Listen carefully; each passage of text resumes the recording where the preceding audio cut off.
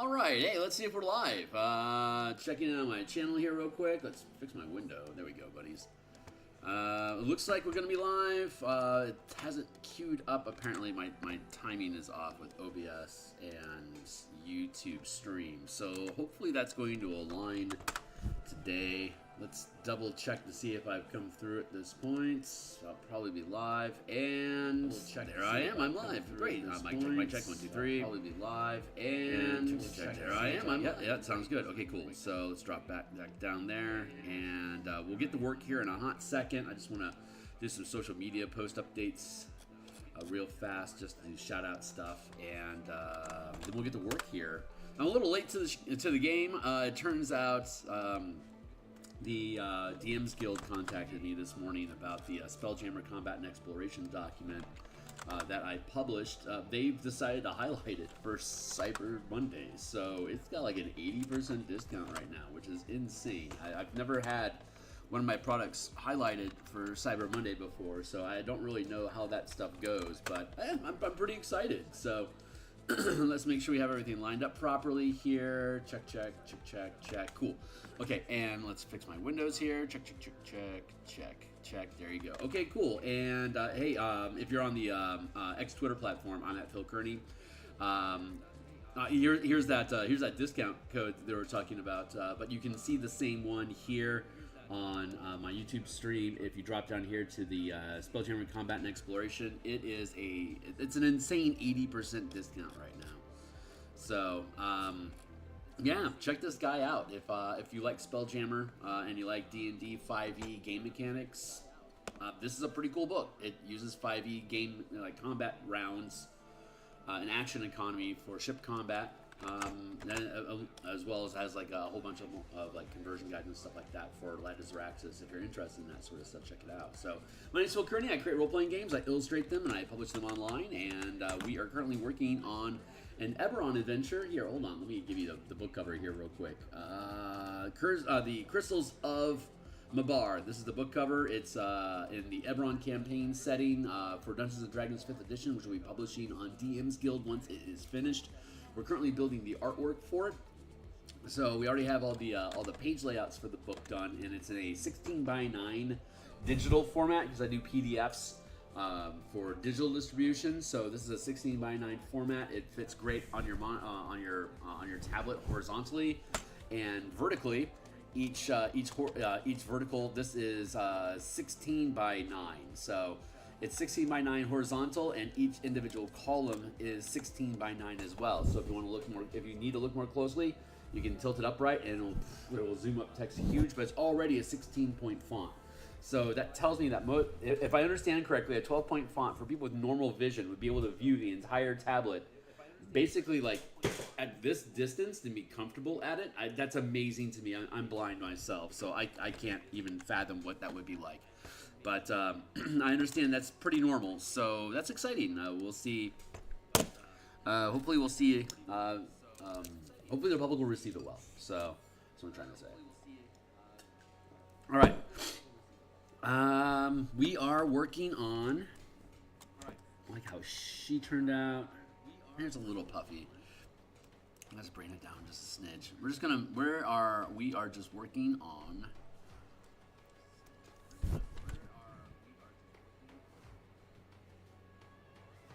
Character art here, folks hanging out. Might feel a little better. Cool, let's drop her in, and then let's go to crouch. Yeah, that guy's starting to look pretty good. Just gonna stack on top of that. I've got about, Jesus, I only have about 40 some odd minutes today. Not a very long shift. But I'm gonna be back today at 1:30. It's what is it? It's 7 something here in Seattle right now. I'll be back at 1:30 for lunch stream. That will be. Crouch has been dropped. Let's add him back here. Let's go there. Drop that down there. Good. Here.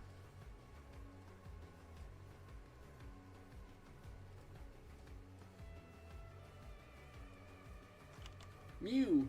He's got this ew look on his face.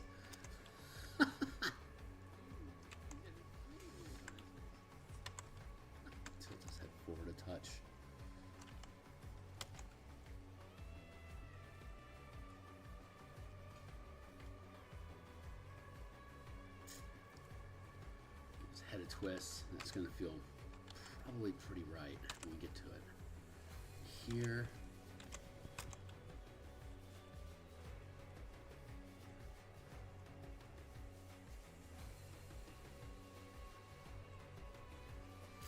Let's get that arm here. Still a little scratchy, but we're further refining, adding in better anatomy than where we were at in the previous pose. So every time we redo this, you can see that I'm layering over and over again with reworking the problem, right?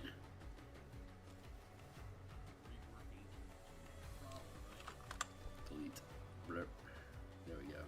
So every time we're adding, we're running over this again, we're adding in additional details to clean up the form, get it more anatomically correct, and to lock down the pose. And at some point, we get to a point where we're content with the line art of it, and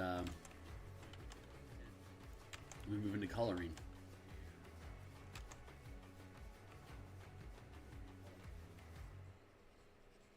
Blocks the hand in here. Casual pose here.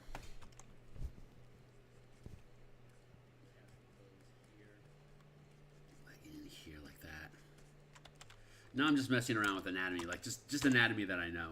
It was interesting. I like to troll around the Reddit artist subreddits and just see, just to catch the vibe and stuff, see what people got going on. It's Reddit.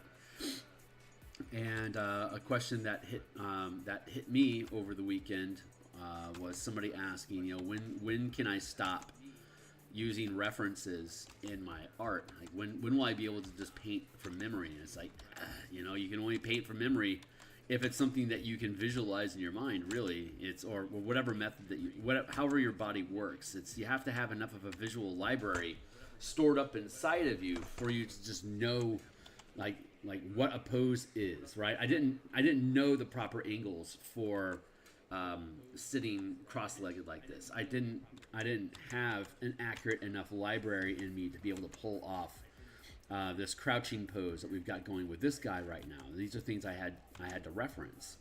So you'll never outgrow referencing, but your visual library, they call it a visual library. Your internal memory of like visual library, your catalog, your archive of visual references for stuff, material, people, whatever, that you hold inside of your mind that you can rely on for stable reference. And you only gain that basically through repetition. You have to consume more media to be able to expand your visual library. Otherwise, the visual library comes from you looking at stuff that's relevant to the type of things that you want to look at, and looking at them so much that you no longer have to look at them to remember. Like, can you, like if you can, like your favorite movie, if you can quote along with your favorite movie, or even just run script of your movie without it even playing, that is a good example of like a strong impression in your media library if you wanted to expand upon it. So artwork is kind of the same way. When you're capable of singing the song or quoting the movie without it being there accurately, then that is a reference that you have successfully owned in your library, and that you can reliably go back to for reference in illustration, like face proportions, or the way somebody holds an item, or whatever, a particular angle, an overhead shot, a movement that people make. It's whatever it is. It's once you lock that in, it's yours. You want to go back and refresh it again. But if you naturally attained that awareness of that pose or item or whatever, then it's going to probably continue to be self-referenced, or not self-referenced, but it will continue to come up in the media that you absorb, because you're basically taking on the traits and what's the word I'm looking for?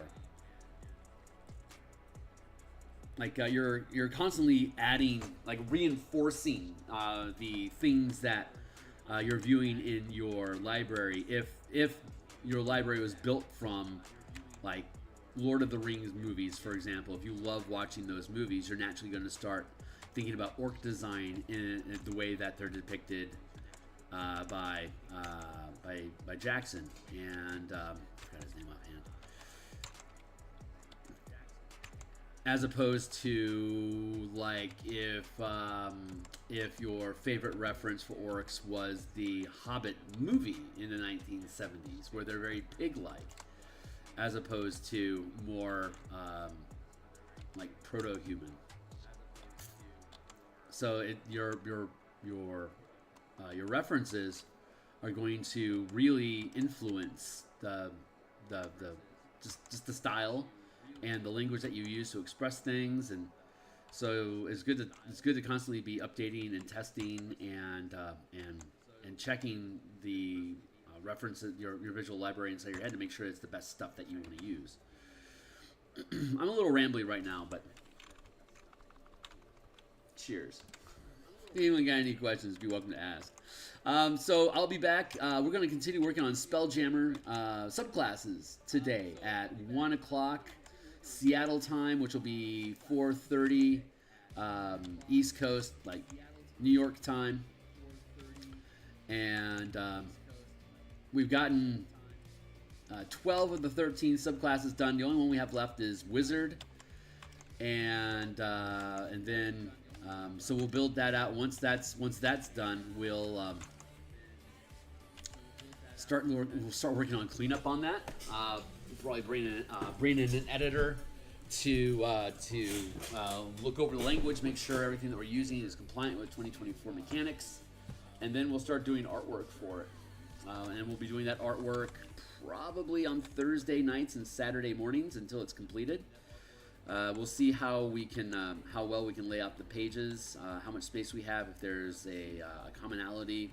Trying to think about doing like a 3-panel, like 2-page spacing, and then 3 panels. But most of these probably won't need that much, so maybe just 1 page and be like a 14-page flip book.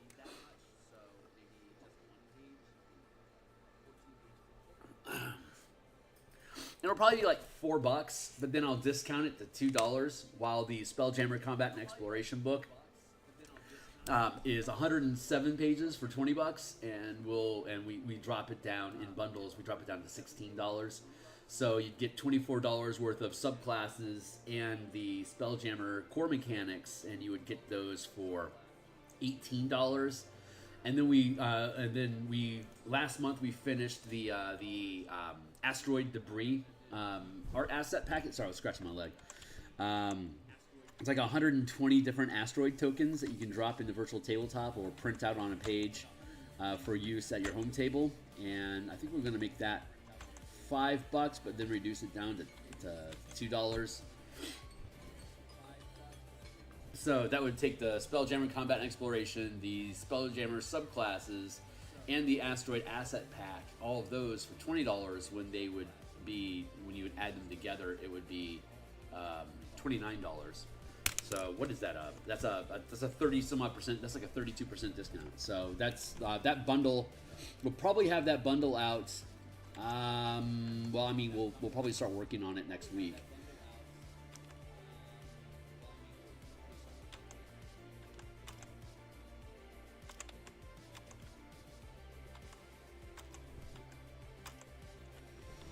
So that's going to be a shifting gears. I have one primary project that I work in the mornings, Monday through Fridays. This Eberron project is my current primary project. It's the next one.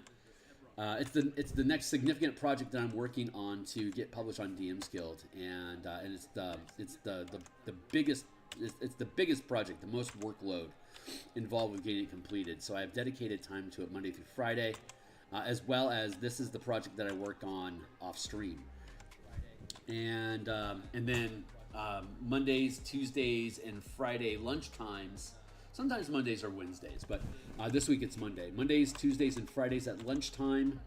I work on a secondary project, which is the Spelljammer Combat and Exploration subclasses I just mentioned, and then Thursday night and Friday morning, I have a few hours that I spend on a project, and typically it's either going to be Color Mana, Beckme style dungeon crawling for 5th edition, or more Spelljammer stuff. And so with this Spelljammer subclass book in the pipe, we'll probably start doing Thursdays and Saturdays more focused on Spelljammer for a while.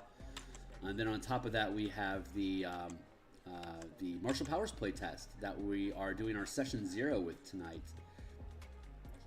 That'll be at 5:30 on my Discord channel. There's a link to my Discord channel. Holy Hannah. By the way, thanks to everyone for checking out the channel. Like, subscribe, hit the bell icon for notifications when we're live in the future. God bless. Thanks, new subscribers. Thanks a lot, guys. You can find my Discord channel here. You click on that, it takes you to my invite link. Boop, there you go. So you are welcome to jump in. We'll just be on the vocal channel if you want to participate. We will be doing the Mega Dungeon Crawl. It's going to start at 3rd level, and we're going to keep crawling until 10th. And just like typical Beckme, we're going to drop lower and lower and lower underground to higher and higher CR monsters until we break. And we're using Beckme style experience points, which is you don't get any XP for killing monsters or for defeating traps. The only XP you get is for treasure that you extract from the dungeon. You either keep the dungeon or you throw it away to convert it into experience points. And I've never ran this as a 5e in the 5e game engine, but I mean, I ran Beckme for a number of years back in the 80s and 90s. So I'm really familiar with that currency system. It's been a long time since I've used it. As a DM anyway. I've ran in a number of Beckme games on Fred Wheeler's How to RPG channel and DM by Wally DM. And those have been a lot of fun, but those are all playing. So I haven't actually ran Beckme in quite some time. So I'm looking forward to getting back into that. I'm just going to put a little inference of a leg down here. That's looking pretty good. This tunic sort of affair going on here. That's appropriate.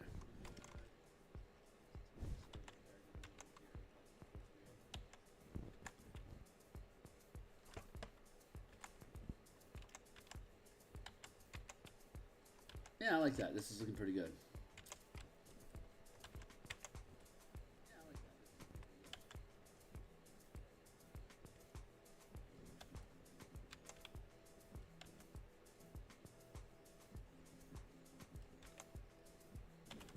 Yeah, I'm happy with that. It's a really good little gesture. Once you get your again, like I had to reference this as well. Here's the reference that we used, and like you saw, it was pretty easy for me to be able to freewheel that. Once I understood, like once I had an easy reference to the poses, it was pretty easy for me to be able to pull that together. So that's what references do for you, man. They just make your life easier. And once you have just the basic anatomy correctly, like you know how things are supposed to be sitting, it's really like you saw. It was really easy for me just to pour in the details and to get the body right.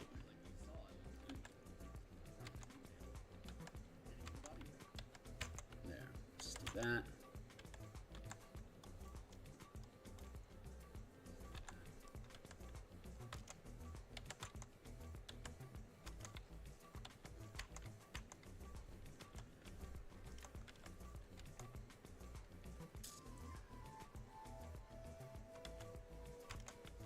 A lot of these guys, what we're portraying in the adventure is the characters are deputized by Fort Bastion and Carnath to investigate complaints from refugee villages that are sprouting up along the Carnwood. Carnwood's a dangerous place. It is known to be haunted. Like this is a statistical fact. Like there are monsters in that forest. So camping out and building a settlement along the Carnwood is they don't do it on purpose, right? No one else has done it, but there's not a lot of land that's open that's not going to get contested. And if you're a refugee that can't really prove that you have citizenship in Carnath, you don't really want to ask questions. You're willing to take risks in unsavory locations to be able to establish yourself. And Carnath is in need of food.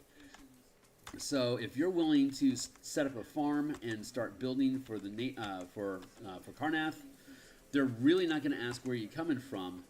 But Now there's complaints coming, like these communities have been around for a couple years that the war's been over. They've had a chance to build a little bit of an infrastructure, get themselves a little bit of a population.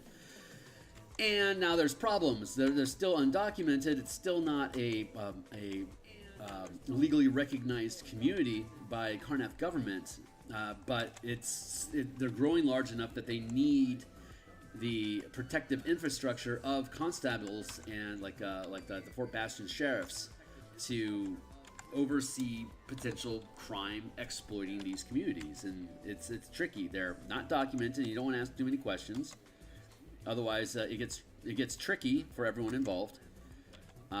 So you don't want to get too involved, but you don't want to ignore them, because if there is crime happening, it is going to continue to spread, so it needs to be contained. So helping these communities as they grow is the safest move for Karnath citizenry in overall. So your characters get to participate in that by helping the villagers retain their security so they can continue to produce. And one of the rewards that you get as characters is you get a bastion in the area to oversee, to basically help maintain security for all of the villages along the 200-300 mile stretch along the Carnwood from Fort Bastion to what is it, Ice Peak River, Ice Flow River. Is that? I forget the name of the river. Anyway.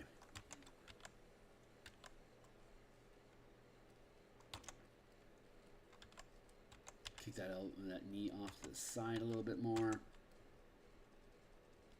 We'll give him the traditional fold down boot calf. It's classic. Classic adventuring footwear here.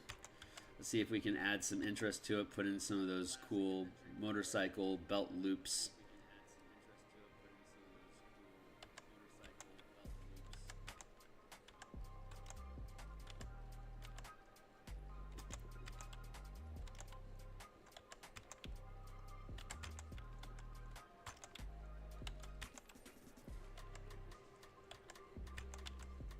Yeah, I like the idea of a magic item for footwear, but it's actually these little buckles that you just wrap it around your boot, and when you clasp it, that activates the magic, so your boots become magical while they have the clasp on. That's kind of a neat idea.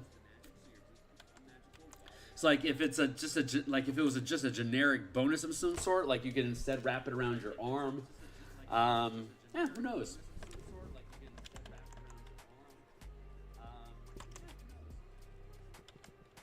If your DM lets you take magic items and then rebuild them, that's a magic item salvage system that we've actually been developing for the Beckme system. You can check out my Martial Powers design stream for the DM side of it if you want to see us developing those magic items. But you can basically, kind of like Driz Do'Urden when he stole Jorlaxel's manacle or bracers of speed that allowed him to attack more quickly. What Driz did was he took those and he put them on his feet so he'd have more maneuverability and a higher armor class instead. So instead of getting the extra attack from haste, he got the extra speed and the armor class bonus from haste. It's kind of the mechanics that went into that. But he effectively basically reclaimed and rebuilt the magic item as like a narrative element of, I'm just going to strap these to my ankles and see how it works. Wow, I'm fast as hell now. Like, that was kind of like on the fly rebuilding the magic item that he got off of that encounter into a piece of magic gear that he actually wanted instead of what the DM random rolled for him. Which is cool. If you have magic gear, you can equip enemies with magic gear, and then when they get defeated, instead of actually giving them the magic item that they use, you can give them a budget of magic salvage that when they finish a long rest, they can retool into magic items that they want. I mean, you can only have 3 magic items attuned to you in the first place. So you're either going to get a bunch of temporary disposable magic items that you don't need to attune to, or you're going to have at most 3 items that you can build out of all this magical Well, we're calling it Mizium right now for in Tribute to Magic the Gathering. But I mean, you can literally call it anything. Asperia or whatever.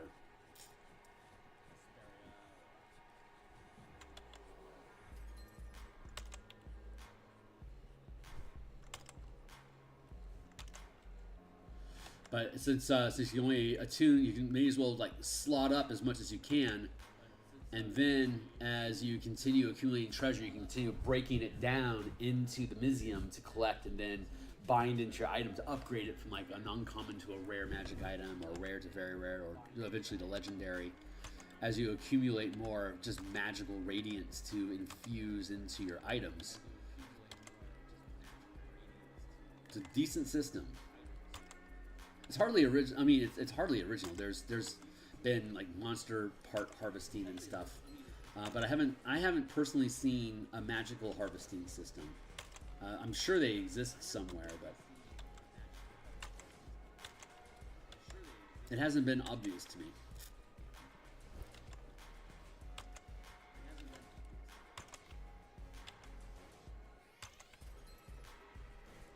Do like that. Pull that out like there. Square neck that.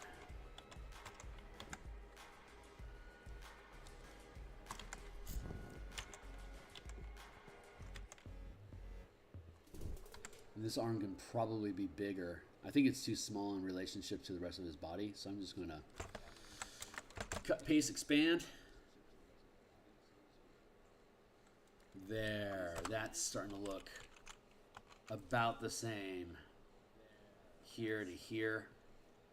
Here, and this is being foreshortened, so it wouldn't have the same reach as a hand that's touching the ground. But the proportions seem similar. There we go.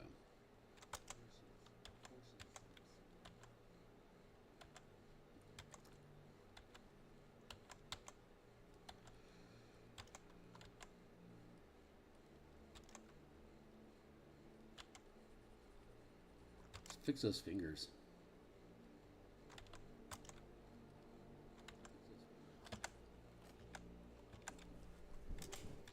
And it's cold out, so I want to put some sleeves on this guy. So let's start off here with some decent sized sleeves. Merge that down. Like that. Hey, man. How you doing? Big V.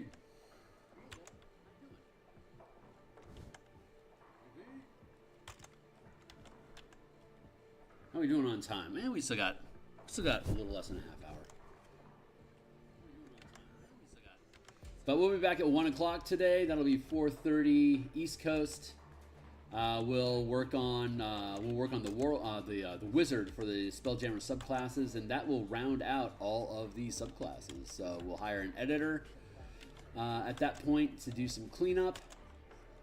And then we'll start doing artwork for the Spelljammer subclasses book. We're going to start doing that on.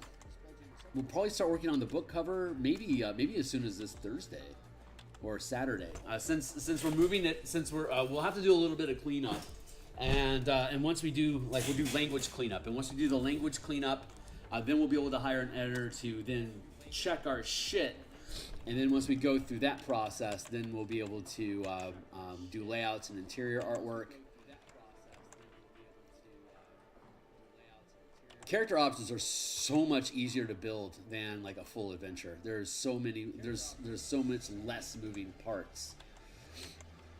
There, let's get that shoulder in here correctly. What's up, man? I'm going. Currently, I'm thinking the School of Navigation. There's a lot of rules about. Not a lot of rules, but there's some really common sense rules about being able to locate, like being able to move from one location to another using the Astral Sea, and it's all using the teleportation rules, which is like the more familiar you are with a location, the faster you can get there in the Astral Sea. And so the wizard's going to lean into research Like, you could research locations. Like, you have, like, here, hold on. Quick tangent, but I love it because this book is on sale. Boop, boop, boop. It's on sale for Cyber Monday. 80% discounts. $4 instead of 24 hours only. That's insane. But the full preview here, if we drop down into the navigation chapter, we can look at spellcasting, exploration, which is, here we go, traveling the astral sea. Yeah, kind of like that. So check this out. So travel time in the astral sea. And I'll probably touch this again this afternoon, but the level of this is the same familiarity table you have for teleport. The more familiar you are with a location, the more likely you are to land where you expect to land when you teleport.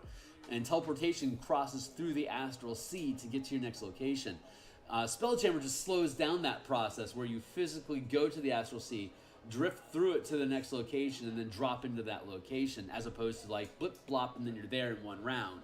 So your degrees of familiarity impact in teleporting your accuracy of location, but through Astral Sea, it reduces the amount of time it takes to arrive there. So there's very familiar, seen casually, viewed once, and a description only. So the more familiar you are, the faster it takes to get, the faster you get there. As little as 1 day, if you're very familiar. Like if you grew up in your hometown, right? If you then go off and spelljam across the universe and you want to come back home, you'll be able to get back into your system anywhere from 1 day 6 to like maybe even just 1 day you're back home. But if you've never been to a location before, it's like, yeah, there's an adventure in Quell Space. Where the fuck is Quell Space? It's out there somewhere, man. Tell me more about it. You get a rough description of it, and then it could take you easily a month to get to Quell Space. But you can research it to reduce, improve your familiarity. So if you're astral, there's astral tracking, which is the more familiar you are with an object, the more likely the easier it is for you to find it in the astral sea, and it has the same number of days to journey there. And then we have on the next page, gaining familiarity, location, and by either physically going there yourself and exploring it, or by simply researching it by talking to sages and looking at books and stuff like that. So the DC for research seen casually, it's only hold on, let's you gain familiarity with a location by spending a number of days exploring or researching in its listed location table. Whether you explore or research a location, refer to the visibility table above to determine the size of the location you're gaining familiarity with. Exploring a location, researching familiarity. Roll a number of days spent researching as listed for the chosen degree of familiarity above. At the end of it, make a history check. The DC of the check is determined by the size of the location researched and the degree of familiarity gained. Like you can gain a loose familiarity with like realm space, like where Forgotten Realms is located. Like the entire, yeah, I've heard of that crystal sphere. Here's some things that are inside of it. It's like a DC of 1. It's like impossible. If you look up Forgotten Realms in game, you're going to find information about it. You'll gain a very loose familiarity with the description. So as you research the location and you get a more and more finite, like if I want to research a specific pub in Am on Toril in the realm space, like that pub is like a 50-foot space that it occupies. So that's a tiny location. So the DC to research that tiny location, say it occupies a 50-foot space in a trillion mile sphere, you're gonna have to roll a DC 25 on your research check to find out more about that little pub. But if that pub is what you want to research, then that's where your destination is going to be when you're spelljamming. So you might land within a few days of it. If you then drop into astral space and roll well, you might end up like maybe in orbit above where that pub is at.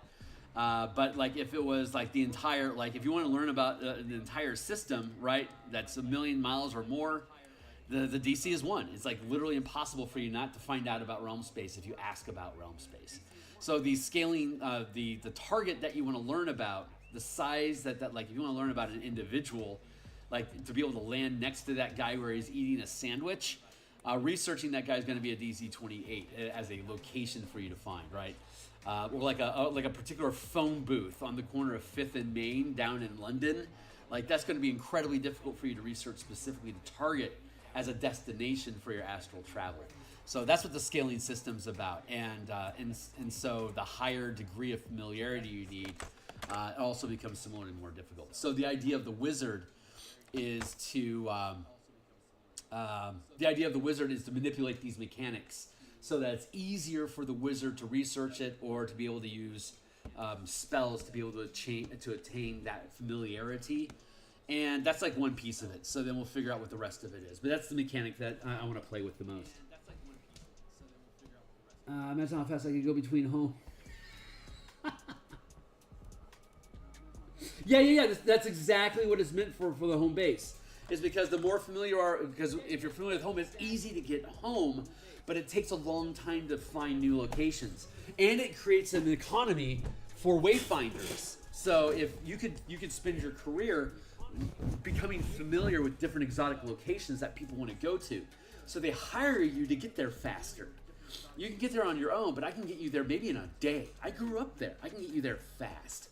That's better than what those dudes over there are offering. They've only been there once. It's going to take them a fucking month to get there. So yeah, it's a really cool mechanic that you can use inside of the game. That's a great example of using the mechanics of the game to create neat, like an interesting narrative for your game. So you can spend your entire campaign simply accumulating information about exotic locations and build, like if you wanted to build a guild system for your spelljamming, you could build a Wayfinders Guild, where you're specifically going out and hunting exotic or dangerous locations and securing ways to get to them. That's the idea. So we're gonna give this guy another layer of sleeves, and then I'm gonna move on to the guard because I think I've mashed on this guy enough for the day.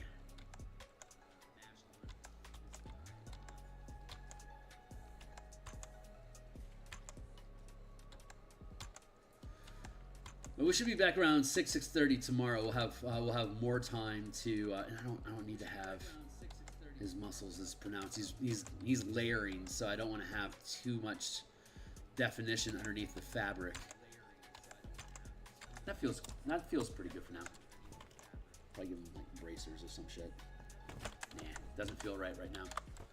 Maybe we'll get back to that. And his arm's partially concealed by the guy that's sitting anyway. Nudge her in a little bit more closely. They're buddies. Drop that. Bring this in. Crouch 100%. There and there. Bind those two together. Maybe scooch them back. Nah. I like where she... Turns out I like where she was at, and I like where the crouching guy was at. So let's pull him a tick forward.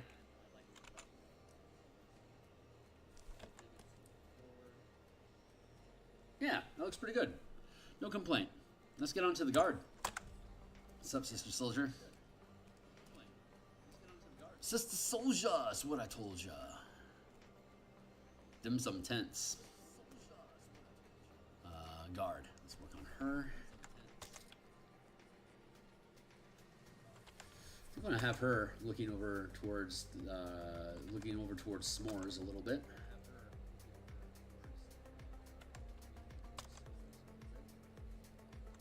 The risk that I'm taking with the Spelljammer subclasses is that it's using mechanics that are in my supplement specifically. It's basically the subclass book is basically becoming a kicker, like an expansion of the book that I've already published. So for the subclasses to be useful, you really need to have the combat and exploration book, which is another reason why I make all my books free preview. Because like if you want to pick up if you like the subclasses, you need to be able to easily reference the mechanics that they're talking about. So like when we build the subclasses, we'll have like little asterisks of see page 35 of SCE for you to see how these mechanics work, etc. Like stuff like that. I'm gonna square her shoulders down like this.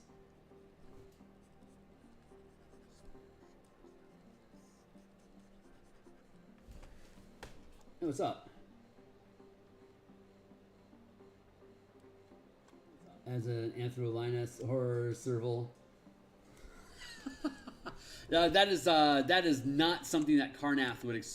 Karnathi is pretty humans first. They would be. I would not depict shifter type species like Eberron. The furry species in Eberron are called shifters, and Karnathi does not like shifters at fucking all. So I would not be able to do that and maintain the internal lore of the Eberron campaign setting. Granted, I don't really pay much attention to the lore in general, but I am leaning into it as a published adventure. Like as my own at my own table, I don't care about lore at all. But when I'm publishing an adventure for other people to consume, I do want to pay attention to what's like canon, right? So that is something that. Yeah, I can't do that. I dig it though. Did you see the Lionel picture that I had done for the Elemental Key book? Hold on, I'll show you that.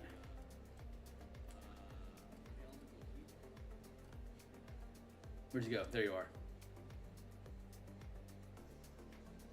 Since I won't give you a Lionel picture in this illustration, I'll just show you the one that I made already for the Elemental Key book.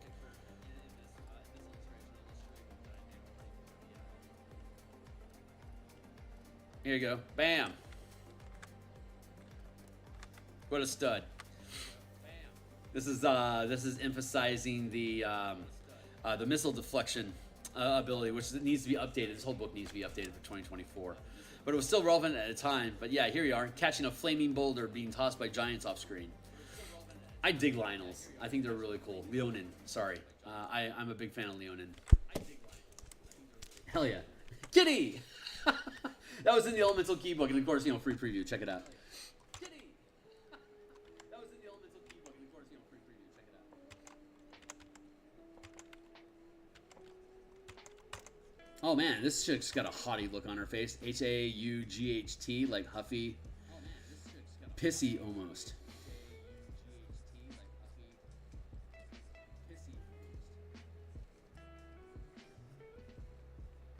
But she's on guard duty, so she's going to be fully armored.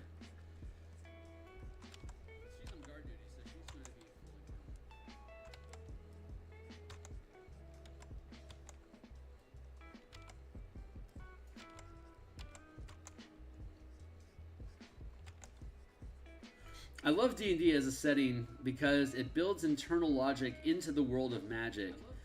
Like the idea of body, form, gender, stuff like that, making an impact on your stats just doesn't make any sense in a world infused with magic. So I like that you can have in-world reasons why, like, a woman could be the strongest person in the world, right? Because it does, if she has more energy, more magic infused into her, that's focused into tasks of strength, she's going to end up beating any mortal that doesn't have magic focused towards those ends. Like, magic allows you to create any kind of narrative that you want for any kind of character that you want, that you can literally just hand wave what would be considered normal world physics. Like, it's fucking magic, but like that actually means something. It's not just a hand wave BS excuse on stuff. If you build a robust enough world with reference and examples of how magic can do the miraculous, then it helps reinforce the kind of narrative that you want in your game. So I myself, I love depicting strong warrior women, and I like that the game world that I'm building inside of provides those narratives to do it. Just because I think armored chicks are cool. But at the same time, you could have chain bikinis on guys or whatever. Like the armor is an aspect of their identity that they're able to bind their own personal magics to protect them. It's like you don't have to worry so much about real world physics when it comes to a world steeped in magic, right? We don't even know what the air tastes like here. It could have 2% opium in it.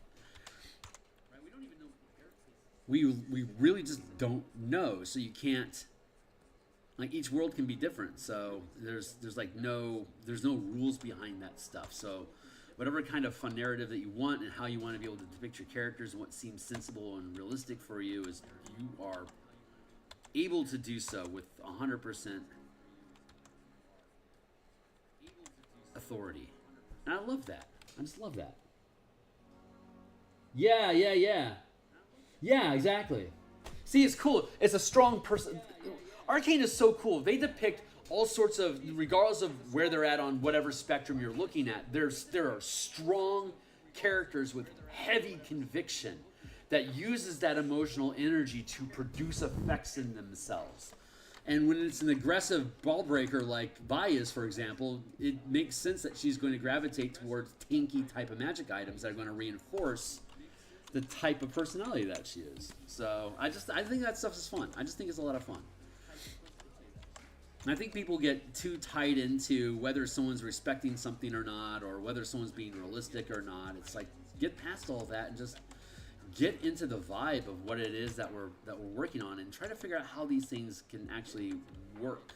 Since it's a shared imagination experience that we're working on here, you know, why not help build a world where the things that you want to do can be present and become self-referential. Anyway,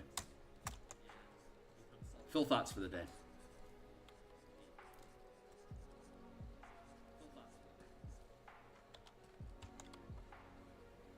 So just putting a base frame underneath this, and then we can armor her up.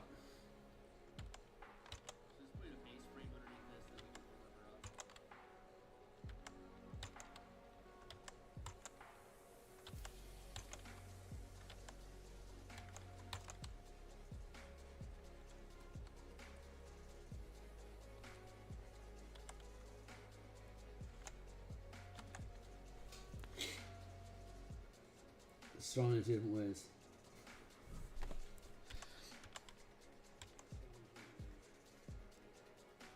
Yeah, Arcane's a well-built show. I didn't like the art style of the second one near as much as I like the consistency of art style in the first one. It makes me feel like they made an artistic decision to cut corners on costs. It just feels that way. It feels cheapened. I also don't like how scattergun the plot and introduction of characters and the pacing of the second season. Like, the first season was slow. It was so slow paced in developing the relationship between the characters. It was compelling. But in the second season, they kind of like, now that we have all this established stuff, let's like accelerate everything, and it completely changed the vibe of the show. I was legitimately not a fan of the second season. Like, I got bored with it. Like, what the fuck are you guys doing? Like, are we going to introduce... What is all this garbage? It was just too... It was almost like... it was almost like they wanted to have 3 seasons, but they were informed they were only going to be funded for 2. So they had to collapse time frames during writing of the second season. And like, it felt wrong. So that was a big disappointment. I was looking forward to that. That was one of the biggest things I was looking forward to this year.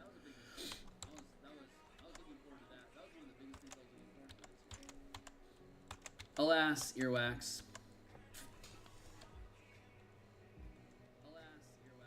Yeah. Yeah, sure.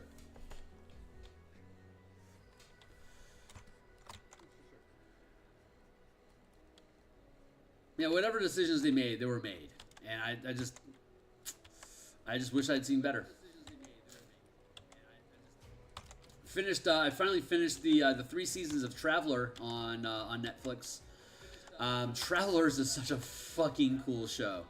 Highly recommended it, and I am saddened again that they ended up canceling the show. It ended perfectly. I'm pretty sure they had notification that they were only going to have 3 seasons, and they had the time to plan for it. It's a really well-built show. It's such a shame that we don't have the opportunity to play around in that world anymore. God, I love Travelers.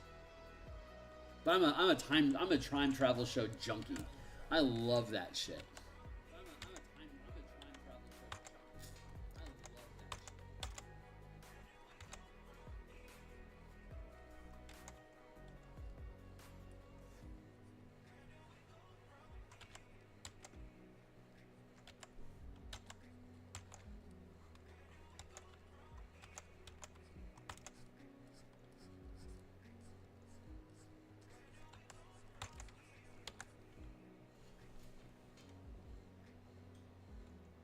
My Damon. Oh my god. Binge-worthy. Very binge-worthy. Binge-worthy. Very binge-worthy.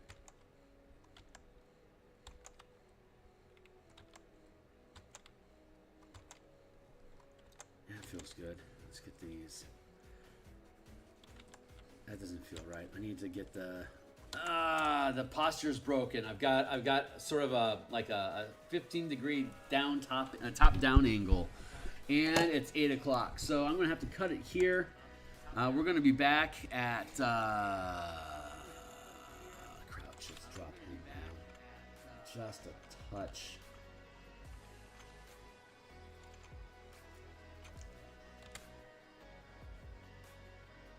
Slide him forward a bit. That looks really, really good. All right, we're gonna have to come back in and continue working on her tomorrow, but we'll get her cleaned up tomorrow. We're potentially at the point where we're gonna start dropping in colors, and once we block in the colors, we'll be able to rearrange each of the individual elements with the background. That'll work out. So we're looking good here. Yeah, right on. All right, I gotta bounce. And I will be back in 5.5 hours to work on the Wizard Spelljammer subclass, School of Navigation. So, yeah, 1:30. I'll catch you guys then. And check out the Spelljammer book. It's on a 80% discount for Cyber Monday on DMsGuild. Link down below. Thanks to new subscribers. And I'll see everybody. I'll be doing my Session 0 for the Martial Powers playtesting level 3 Beckme Mega Dungeon style campaign. We'll be doing that on my Discord, so you're welcome to join my Discord. We'll all be hanging out in chat, building characters and clarifying rules and blah blah blah. I'll see you guys later. Cheers.